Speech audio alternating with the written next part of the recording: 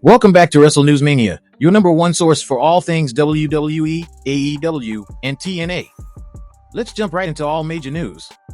First off, with Malakai Black and Miro's AEW struggles, Booker T weighs in. Former AEW World Trios champion Malakai Black has officially become a free agent, and speculation is running wild that he may return to WWE. But was his time in AEW a mistake? On the Hall of Fame podcast, Booker T shared his thoughts, stating that Black never should have left WWE in the first place. In WWE, everything was done for him. He didn't have to write stories. He didn't have to create factions. But then you go to AEW, and it's like working independent shows. You ask, what do you want me to do? And they say, what do you want to do? Booker emphasized that while some wrestlers thrive in AEW's open creative environment, others, like Black and Miro, struggled due to the lack of structure. He specifically called out Tony Khan's booking style, saying that AEW's freedom ultimately hurt these stars rather than helping them. Miro had to write his own promos. That's not how a wrestling promotion should be run. Can you imagine Hollywood actors showing up with their own scripts? With Malakai Black rumored to be WWE bound and Miro's future uncertain, it raises the question, does WWE's structured storytelling ultimately serve wrestlers better than AEW's creative freedom? Jey Uso's emotional WWE Raw promo, Rikishi responds. Following his Royal Rumble victory, Jey Uso delivered a heartfelt promo on Raw reflecting on his journey. The promo was raw, emotional, and personal, so much so that even his father, Rikishi, had to comment. Speaking on Off the Top, Rikishi praised his son for showing genuine emotion, stating that moments like these don't always need to be in character. I thought it was as real as it could be. Sometimes, you don't need to be in character.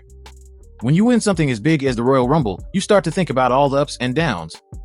Jey has been through it all, and he deserves this moment. The WWE Hall of Famer also revealed that Jey has always been the one to jump out in front of the family and take the bullet, further emphasizing his toughness and leadership.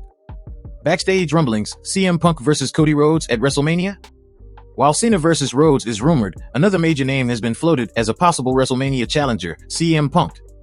Some WWE officials are reportedly advocating for Punk vs. Rhodes instead of the expected Cena match. The logic?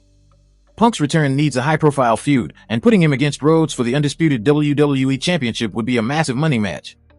This would shake up all expectations for WrestleMania 41, and if WWE listens to these internal voices, we could see a completely different main event than previously expected. Ricky Starks makes WWE debut on NXT. One of the biggest shocks in recent weeks was Ricky Starks making his WWE debut on NXT. After reports surfaced that Starks had been released from AEW, many expected him to take some time off, but instead, he showed up at NXT just a day later. His debut was subtle but impactful. Starks was spotted in the crowd just before the main event, and while commentary didn't mention his name, the NXT crowd erupted, chanting for him. According to Tommy Dreamer, Starks needs NXT right now, as it allows him to adapt to WWE's system and reshape his image. If Ricky got called up to the main roster today, where does he fit in? He probably misses WrestleMania. But Penta fits right in. Ricky needs this time in NXT to clear up whatever negative things the fans have said about him before WWE pulls the trigger on his push. Dreamer's comments suggest WWE is playing the long game with Starks, making sure his debut is handled correctly before pushing him to the main roster. But what's next for Starks? Could we see him clash with Carmelo Hayes or Trick Williams before heading to Raw or SmackDown? John Cena's WrestleMania plans, facing Cody Rhodes? Multiple reports, including those from Dave Meltzer and Sean Ross Sapp, suggest that John Cena vs. Cody Rhodes is the working plan for WrestleMania 41. With The Rock's status still uncertain, WWE seems to be leaning toward having Cena challenge Rhodes for the undisputed WWE Championship. Cena's year-long retirement tour starts with the Raw Netflix era, and if these reports are true, he could be gearing up for a historic 17th world title reign. The Rock responds to WrestleMania rumors. Recent reports claimed that The Rock was not booked for WrestleMania 41, but the final boss himself shut those rumors down in classic Rock fashion. A fan on Instagram asked if he was skipping WrestleMania, and Rock responded, "Don't believe any of that bullshit." He also posted photos from his recent WWE appearance at Bad Blood, teasing that his return is far from over.